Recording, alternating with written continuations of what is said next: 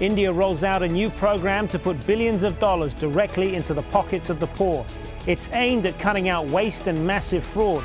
Critics accuse the government of bribing voters ahead of next year's general elections, and they're worried the scheme could replace crucial food handouts and fuel subsidies. This is Inside Story.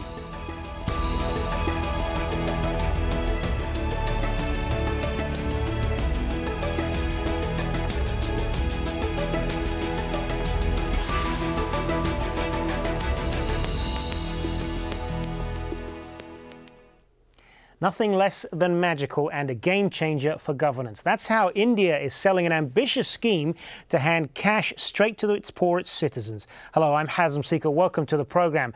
The bold new venture is being rolled out in phases with a view to covering the entire country by the end of the year. India's finance minister told a news conference that money is to be paid directly into people's bank accounts, cutting down on bureaucracy and cutting out corruption. At this stage, cash transfers will cover things like scholarships and pensions. But the areas blamed for much of the fraud and lost money in India's welfare program, that's food, fertilizer and fuel subsidies, won't be replaced, for now at least.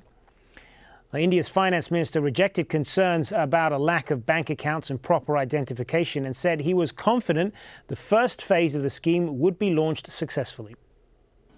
We are confident that the monies under these schemes will be successfully credited to the bank account of the beneficiary. As far as the bank accounts are concerned, our assessment is that by and large, all the beneficiaries under these schemes in these districts have a bank account. Divya Gopalan has been following developments for Inside Story from New Delhi. Well, the way the scheme works is that those entitled to the cash will get a card with a number and their biometric details, which means that they can go straight to the bank and use their fingerprints to withdraw the cash. According to the government, this means that this will cut fraud and corruption. Before, it was a check system where people were sent checks for their benefits, which meant that other people could claim their money. And it also meant that often the claimant could try and get money several times. So this means that the money will go directly to whom it was intended. Now, the money is supposed to cover, amongst other things, pensions, widows' pensions, scholarships, and maternity benefits. While there are many proponents to the scheme and many supporters for it, opposition parties say that the government rolled it out way too quickly. They didn't iron out many of the details that needed to because they wanted to use it during their election campaign and gain popularity. Amongst the issues are the fact that there's no guarantee that the people who receive the money will use it for what it's intended. And also, there isn't a proper system in place to identify who the beneficiary should be. But perhaps the biggest issue at hand is that 50% of rural Indians do not have bank accounts. And if they do have bank accounts, it's often far away from their community, which means that they will have to travel for over a day to go there, in the process losing wages. We're here to talk more about paying India's poor are my guests on Inside Story. Parth Shah, he is the president of the Centre for Civil Society in New Delhi, an organisation devoted to improving the quality of life for all citizens of India. Also from the Indian capital, we have Reetika Khera, an economist and social activist and associate professor at the Institute of Economic Growth, a leading research institution in New Delhi. Good to have you both with us. Parth Shah, I want to start with you. Explain to us why you believe this is a step in the right direction for India. Government of India has tried over the last 30-40 years to improve the quality of welfare schemes. And at the end of the day, we know that they have not been able to do much. And so there is need to try something different than what we have done over the years. And looking around the world, we find that countries like Mexico, Brazil, which are similar to India in terms of their infrastructure and development, have tried cash transfer programs, and they have reasonably worked well.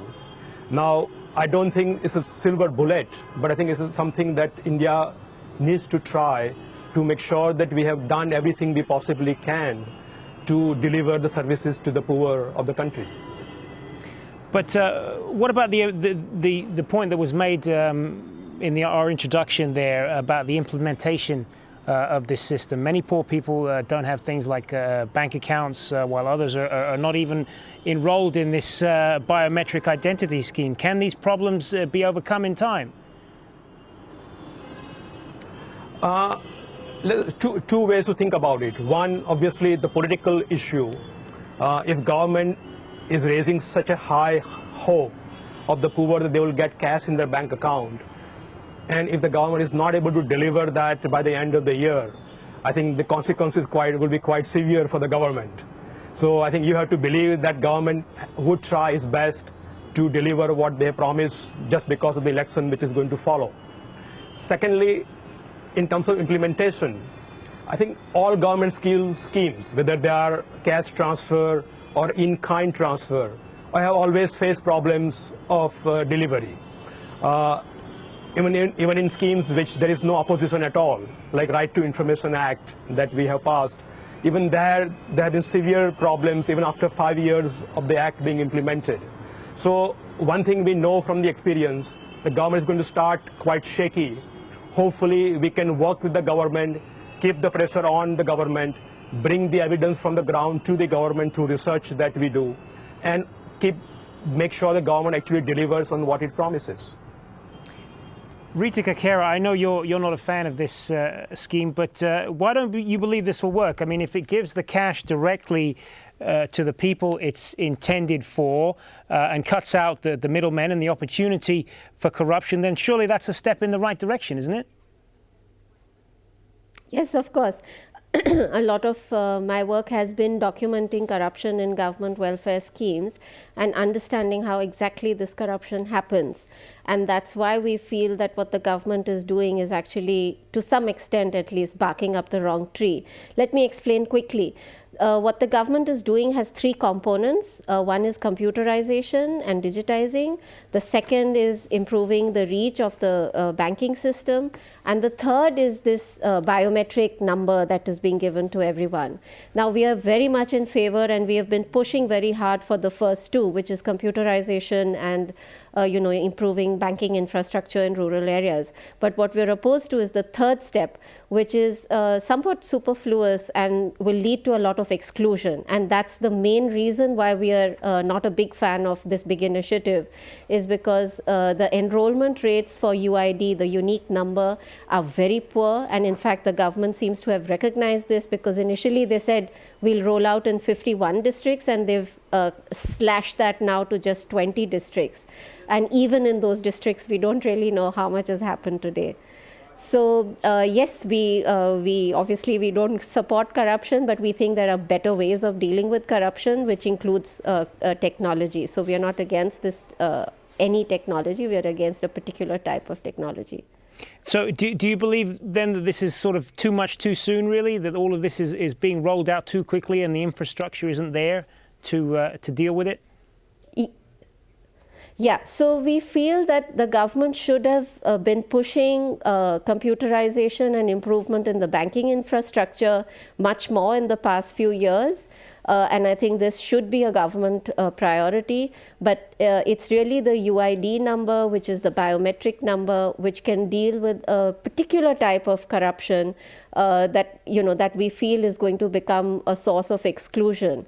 And people who are currently getting their pensions, and quite often in their bank accounts already, just because they don't have that number, and because that number de facto becomes compulsory, will tomorrow begin to be excluded from these programs. All right, well, let's take a closer look then at India's welfare system and how this new scheme is going to be rolled out. India spends up to 14% of its gross domestic product on various welfare programs, but it's estimated 40% of food rations, for example, are lost through corruption, waste and inefficiency. The government now plans to hand out $58 billion under a direct benefit transfer scheme. This will replace some 29 welfare programs, mainly covering student scholarships and pensions. Those living below the poverty line will receive between $542 and $723 a year. Money will be transferred direct to bank accounts linked to unique identification numbers. As we mentioned, food and fuel subsidies will not be included. Opponents say that is only a matter of time. I want to go back then to the next step that's planned in this rollout, and that is it currently doesn't, as we said, include food and fuel subsidies. But if and when that does happen, Reetika Khera, are there a lot of concerns for you there? Oh, yes, absolutely. But, just backtracking a little bit, there is a lot of double speak on the issue of whether or not food is part of this initiative. So in Parliament, in the upper house of the Indian Parliament, the food minister has, in a written reply, said that they're going to try out a model that was tried on a pilot basis and which failed miserably in Rajasthan. They're going to try that same model for food in 6 union territories and in the state of Pondicherry.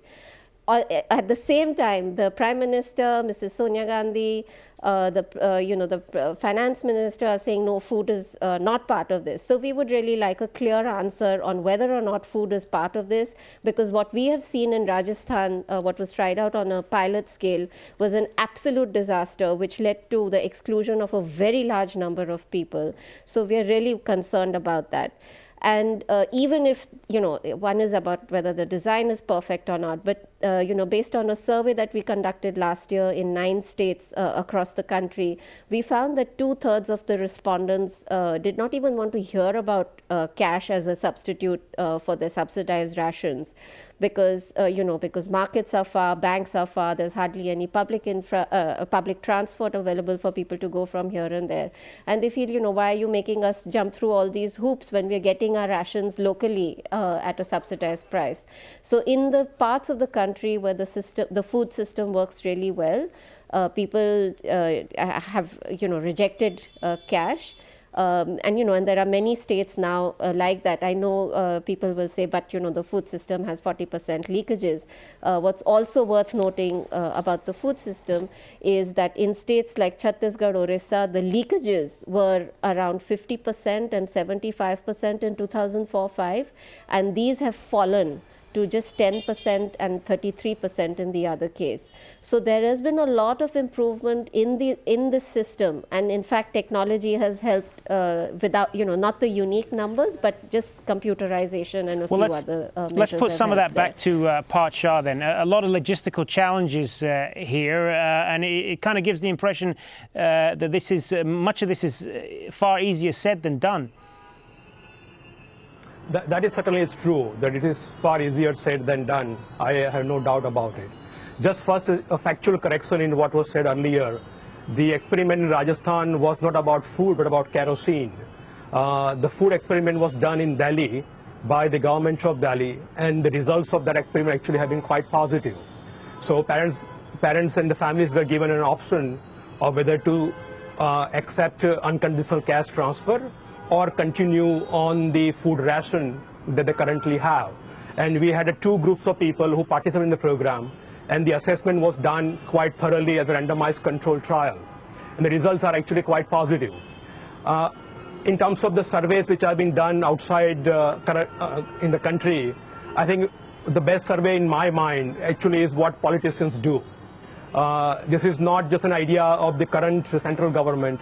It's an idea which has been tried by opposition governments in Bihar, Gujarat, and many other states. And they know that people like the control over their own destiny. They prefer the idea the cash goes into their hand and they get to decide.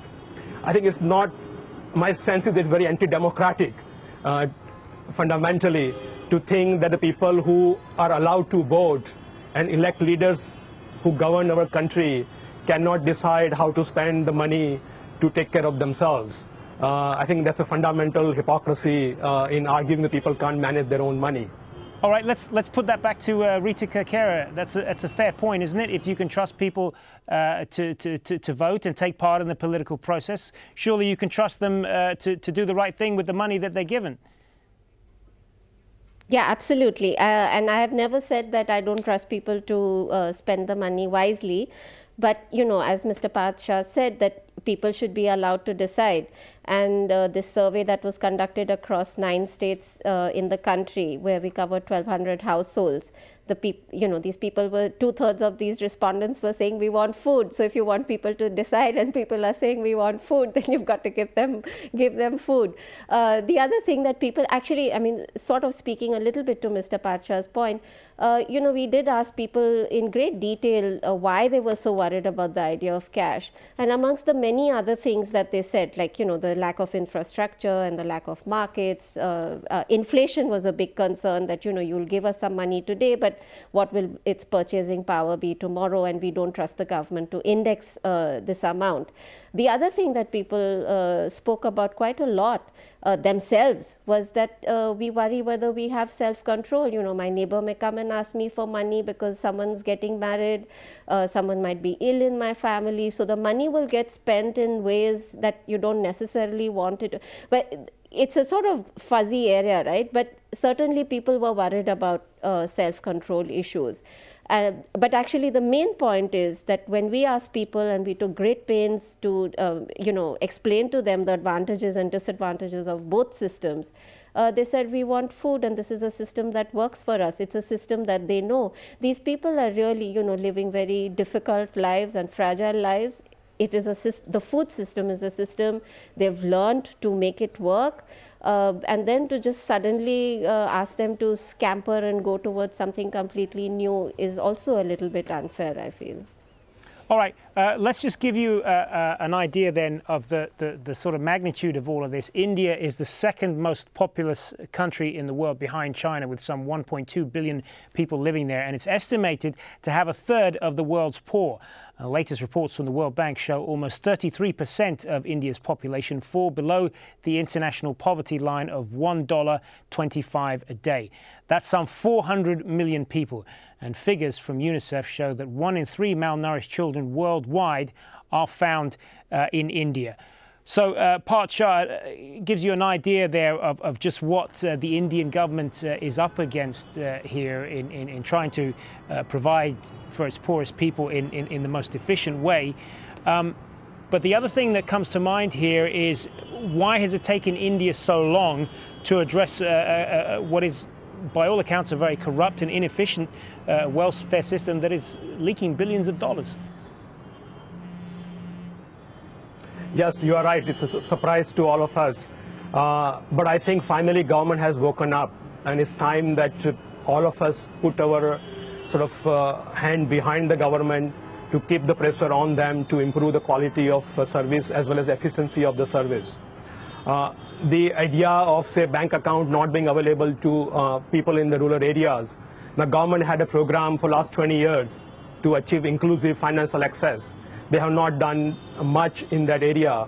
Now cash transfer could be one idea or one project which can force government to implement many other things that they're supposed to be doing, including computerization of records of people who are benefiting under the various schemes.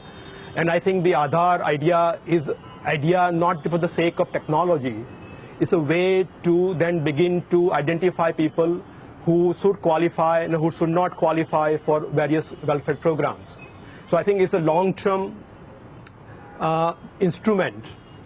Immediately, of course, it will not solve the problem. Over a period of time, as we begin to use the system, we'll be able to identify people who actually, say, for example, pay income tax, but somehow found themselves on the welfare payroll. So slowly we were able to identify those people, remove them from the system. We'll also know people who are supposed to benefit, who are not in the system, bring them into the system. So I think Aadhaar is a very effective tool and technology in the long run to address many of the deficiencies that we currently face in the system. Reetika Khera, you're shaking your head to some of that. Yeah, because, not even the UID people say that our technology will help you identify who should qualify and who should not qualify. What UID can do is it can remove dead people from getting pensions in bank accounts, because now you'll need their biometrics. That sort of corruption UID can get rid of. But my biometrics don't tell anyone whether I'm poor or not poor. And as far as income tax payers are concerned, we do have a number, the PAN number, which is used to identify. So, this technology can't really do anything for the sort of thing that Mr. Shah alluded to earlier. It can do something for what I was talking about, is weeding out dead people. So there are some benefits of this technology, and I'm also, one would like to have a lot of faith in the government and the promises that it makes. But I suppose this is a good time to remind the government that in the 2009 general elections, they had promised to enact a food security law, and that law was tabled last year in Parliament, and since then it's just the whole matter has been swept under the carpet. So as far as promises are concerned, this is the thing that the government should be focusing on. And finally, that Mr. Shah said that this is a good opportunity, cash transfers are a good opportunity to open bank accounts. But the biggest financial inclusion that has happened because of the Employment Guarantee Act, when those wages began to be paid through bank accounts. So it's like trying to climb the ladder from the top, this imposing of the UID number on these schemes. All right, I want to move on then to the political dimension to all of this. We are, of course, about a year and a half away from general elections in India. The government has announced this scheme, and they say that it will be, they hope to complete it by the end of the year. And the opposition in India, Parth Shah, has wasted no time in seizing on this and basically saying that this is a cheap attempt to gain political favor ahead of those elections. What do you say to that? I think it's a very high-risk gamble by the government. If the government is not able to deliver after making such huge promise of delivering cash in the bank account of the poor, I think it's going to backfire on them. So I think politically, the opposition, as I mentioned earlier, has already been running various cash transfer programs in their own states. So very famous program in the state of Bihar, run by opposing party, was about bicycles to the girls. So instead of buying bicycles for the girls, government actually gave money to the parents with the idea that they would buy bicycles with that money. And whatever surveys and research that has been done on that scheme tells us about almost 92% of the parents actually bought a bicycle for the girl. About 8% obviously misused that money. Now, I don't know of any government scheme so far in India which has a success rate of 92%.